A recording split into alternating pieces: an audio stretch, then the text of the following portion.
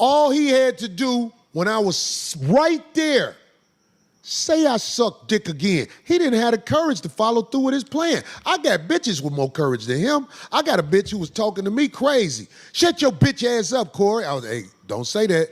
Shut your bitch. I said, say bitch ass again. She said, shut your bitch ass up, nigga.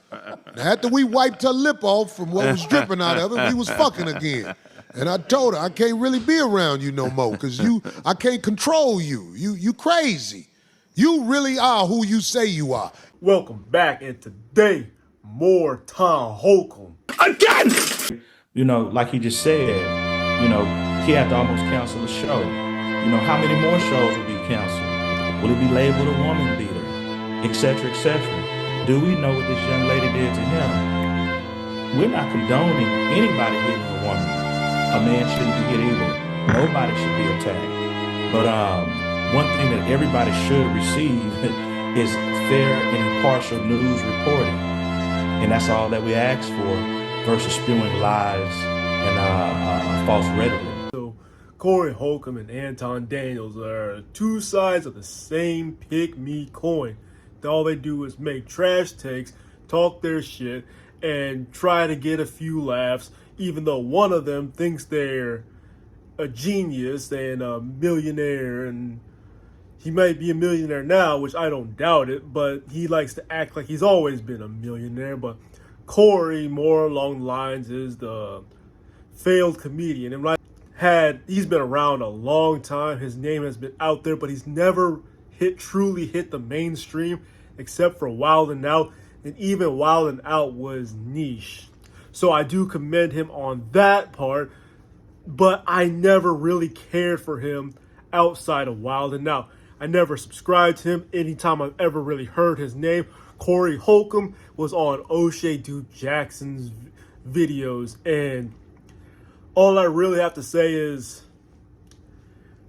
when it came to him hitting the woman a year ago and the videos now, and the CCTV videos being released,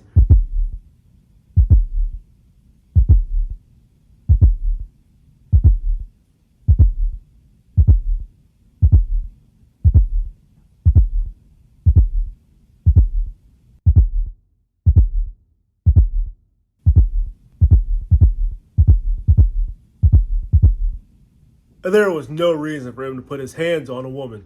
There was no reason for him to put his hands on her. There's no reason for him to put hands on anybody. Why? Real talk, because I know there's a lot of people who always going to be out here talking about, yeah, but what did she do to provoke him? Okay, well, dumbass, it's right there.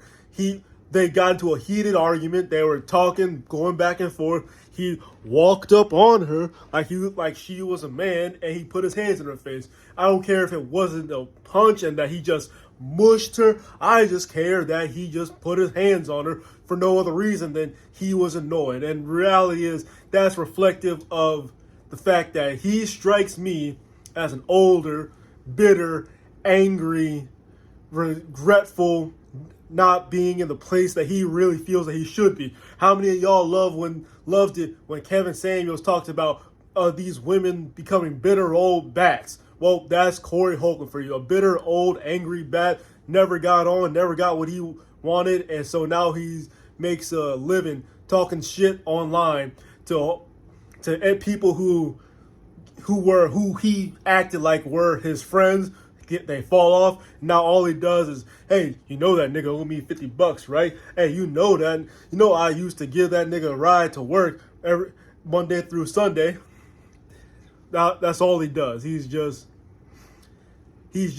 like Charlemagne the God would say, I guess, donkey of the week. That's just his life right now. He's the donkey of the day. Every time he pops up, he's the donkey. He clown. Him and Anton. It's only fitting that they clashed on his show, because they're basically the same person. They got pick-me energy. Just say anything to grasp at straws. That's all I got. I'll see you in the next one.